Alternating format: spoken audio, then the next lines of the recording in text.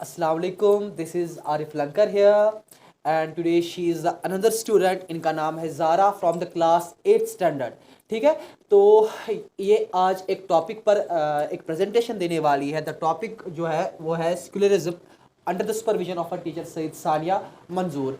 तो बेसिकली जो हमारा मुद्दा और मकसद होता है बेटा प्रेजेंटेशन का, वो ये चीज़ होता है कि मतलब इससे जो जो भी स्टूडेंट ये वीडियो देख लिए उसको एक मोटिवेशन अंदर से मिलनी चाहिए कि ना अगर ये क्लास 8th की स्टूडेंट, एक तो क्लास 8th की स्टूडेंट और इसका वीडियो में आना, वीडियो में सबसे पहले आना ही एक बड़ी बात है इनके लिए. जो वीडियो में ये आते हैं और उसके बाद अब हम और चाहते क्या, हम ये अपना टैलेंट जो है वो एक्सप्लोर कर ले. इनको भी अंदर से एक मोटिवेशन मिलनी चाहिए ना कि हम भी डिलीवर कर सकते हैं. जब हमको जिस तरीके से हमको मैम पढ़ाती है, जिस तरीके से हमको सर पढ़ाते हैं, हम भी उसी तरीके से डिलीवर कर पाए. और इसका मुद्दा और मकसद एक ही है कि इनके अंदर एक पोटेंशियल डेवलप करना, एक टैलेंट जो इनके अंदर होता है उस चीज़ को एक्सप्लोर कर लेना. तो she is a student of the class 8th और इनका टॉपिक ये है सेक्युलरिज्म. ये इस टॉपिक पर डिलीवर कर लेगी और आप सब कंसंट्रेट करके यहाँ पर रखना, इसकी तरफ हर एक कंसंट्रेशन फुल रखना इसकी तरफ, और जो भी ये पॉइंट बताएगी उसको अच्छे से नोट डाउन भी कर देना. मैम करें स्टार्ट ये? चलो चलो चलो ओके स्टार्ट. तो मेरा आज का टॉपिक है सेक्युलरिज्म के बारे में. सेक्युलरिज्म का मतलब क्या होता है? सबसे पहले मैं बोलूँगी आपको सेक्युलर का मतलब क्या होता है. सेक्युलर का मतलब होता है सेपरेट करना. क्या सेपरेट करना वो हम आगे पढ़ेंगे. सबसे पहले एक सेक्युलर स्टेट का मतलब क्या होता है. सेक्युलर स्टेट का मतलब होता है एक ऐसा स्टेट जिसमें सिर्फ एक रिलीजन को तवज्जो नहीं दी जाती है. उसमें हर एक इंसान को, यानी कि हर रिलीजन के इंसान को हक होता है अपनी बात, अपने थॉट्स, अपने ओपिनियंस रखने का. और उसमें क्या होता है, उसमें जो वो रिलीजन का बंदा होता है वो अपने रिलीजन को चेंज भी कर सकता है, अपने रिलीजन के साथ हिसाब से चल सकता है, अपने रिलीजन को फॉलो कर सकता है. उसके बाद आता है non secular state. Non secular state का मतलब होता है वो रिलीजन जिसमें, वो एक स्टेट होता है जिसमें कि एक ही रिलीजन के कैटेगरी को माना जाता है. इसकी एग्जांपल है जैसे कि जर्मनी में सेकेंड वर्ल्ड वॉर के दौरान हिटलर का जैसा कि वहाँ पे राज था, तो उसने क्या किया, उसने जिव्स के साथ एक अच्छे से व्यवहार नहीं किया. तो उसमें क्या हुआ कि जिव्स जो थे वो जब वहाँ से चले गए, उन लोगों ने अपना स्टेट बनाया जिसको कि इज़राइल बोलते हैं आज, है ना. तो उसने क्या किया, अब जिव्स जो क्या करते हैं, जिव्स मुस्लिम्स और क्रिश्चियंस के साथ वैसा ही ट्रीट करते हैं जैसे कि हिटलर ने उनके साथ किया था. ठीक है. उसके बाद हमें separation of religion from the state करने, यानी कि रिलीजन और स्टेट जो है उनको अलग रखना होता है. जब रिलीजन और स्टेट को हम अलग अलग रखेंगे तो क्या होगा कि स्टेट जो है वो रिलीजन के बीच में नहीं आएगा, उसको रिलीजन के साथ कोई लेना देना नहीं होगा. और जो रिलीजन है उसको स्टेट के ऊपर फॉलो नहीं करना, जो कि स्टेट बोलेगा कि ऐसा करो, आपका रिलीजन ऐसा है वैसा है, तो वो ऐसा नहीं होगा. उसके बाद ये है, जब इंडिया में कब सेक्युलरिज्म आया था, 42nd amendment act in year 1976. जब इंडिया में क्या आया था, सेक्युलरिज्म. उसके बाद क्या होता है कि अब ये सेपरेशन ऑफ जो स्टेट और ये है, ये क्यों है, इनकी वाई सवाल पैदा होता है कि अब जो ये सेपरेशन ऑफ रिलीजन है और जो ये इसको स्टेट के साथ क्यों अलग किया जाता है.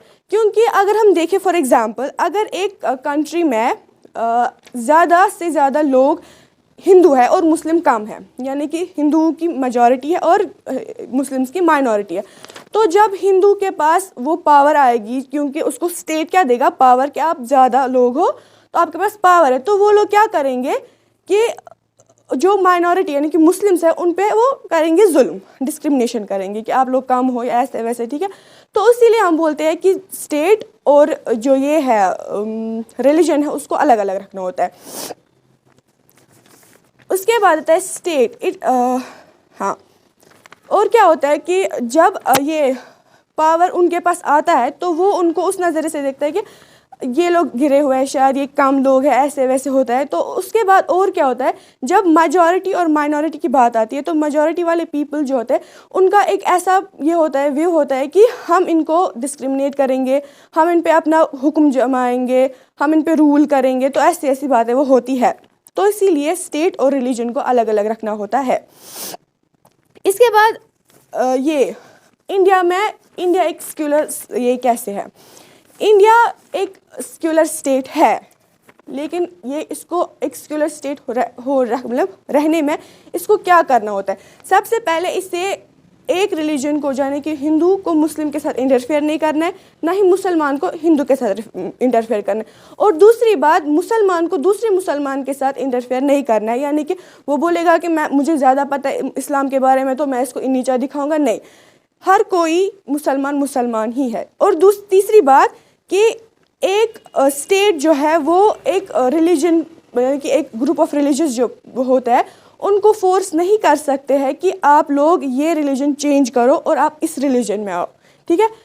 तो इसीलिए इंडिया जो है, इंडिया को ये चीज़ें करनी पड़ती है कि वो एक सेक्युलर स्टेट रह सके।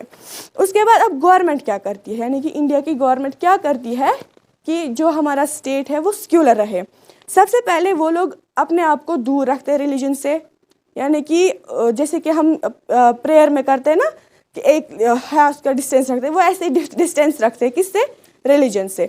दूसरी बात, वो इंटरफेयर नहीं करते, यानी कि इसने इसके साथ क्या किया, अब ये मेरा धर्म है, मैं इसमें घुसकर उनको डिस्क्रिमिनेट करूँगा, नहीं, ये लोग दूर रहते हैं। और तीसरी बात कि ये लोग ये नीचा नहीं दिखाते एक दूसरे के धर्म को। तो ये था मेरा आज का टॉपिक सेक्युलरिज्म के बारे में। ये था इनका, तो ये थी हमारी क्लास 8 की स्टूडेंट, इनका नाम था ज़ारा बिलाल। और ये आपने खुद देखा कि एक 8th क्लास की स्टूडेंट, मतलब हम समझ सकते हैं कि 8th क्लास का स्टूडेंट कितना भी मतलब इमेच्योर और कितना भी छोटा होता है। तो उन्होंने, आपने खुद देखा कि कैसा इनका पावर था स्पीक डिलीवरेंस का और कैसा क्या था। तो अब मैम कुछ बोलना चाहती है, मैम। सेक्युलरिज्म आपने कहा ना, so it is basically a state does not endorse any particular religion, ठीक, नंबर 1। नंबर 2, स्टेट ने प्रॉमिस किया हुआ है हमें कि हमारे सामने हर कोई रिलीजन इक्वल है। ये सिर्फ हिंदू और मुसलमान की बात नहीं है, कोई भी रिलीजन हो। Like India is comprised of so many religions, ठीक। India is a diverse country, right, but there is unity in diversity, ठीक। इंडिया में अगर हिंदूज है तो मुसलमान भी है, सिख है, ज़ोरेस्ट्रियंस है, राइट। तो दूसरी बात यह है कि 42nd अमेंडमेंट, इसका मतलब यह है कि अगर सेक्युलरिज्म 1976 में लाया गया प्रियम्बल में, इंडियन कॉन्स्टिट्यूशन में, तो इंडियन कॉन्स्टिट्यूशन फोर्स हुआ है 26 जनवरी 1947, राइट, 26 जनवरी 1947, यस। तो उस दिन क्या हुआ, तब हम आज़ाद हुए हैं, ठीक। तो उस दिन क्या हुआ, तब सेक्युलरिज्म नहीं था, ठीक। इसका मतलब यह है कि सेक्युलरिज्म 1976 में लाया गया प्रियम्बल में, ठीक। और ये होता है कि सेक्युलरिज्म एक रिलेशनशिप है बिटवीन स्टेट एंड पीपल। ये ज़्यादा लोगों के बीच रिलेशनशिप नहीं है, ये रिलेशनशिप है between state and it's people. और क्या है इसमें, separation of state from religion, बिल्कुल ये भी सही है। Thank you. चलिए, ये हमारी मैम ने भी थोड़ा इसमें इजाफा कर दिया। एंड आई होप कि मतलब ऐसे वीडियो जो होने चाहिए इनको मैक्सिमम शेयर करना चाहिए, सो दैट कि this sort of the videos, मतलब every student should see these sort of the videos and they could also get that sort of the, वो पिंच मिलता है हर एक को कि हम भी, अगर इन्होंने डिलीवर किया तो हम भी डिलीवर करेंगे। So this was today from the Zara Bilal और द क्लास 8 स्टूडेंट। में ऐसे ही हम आते रहेंगे, ये सिलसिला हम यहाँ पर स्टॉप नहीं कर लेंगे। ऐसे ही आप इंशाल्लाह 2-3 दिनों में क्लास 10th की प्रेजेंटेशन देखोगे, क्लास 9th की प्रेजेंटेशन देखोगे। और आप सारे बच्चे, मतलब आपको भी अंदर से एक बूस्ट मिलना चाहिए, जैसे जब ये कर सकती है तो हम क्यों नहीं कर सकते हैं, है मैम कि नहीं? जब ये कर सकती तो आप क्यों नहीं कर सकते हो?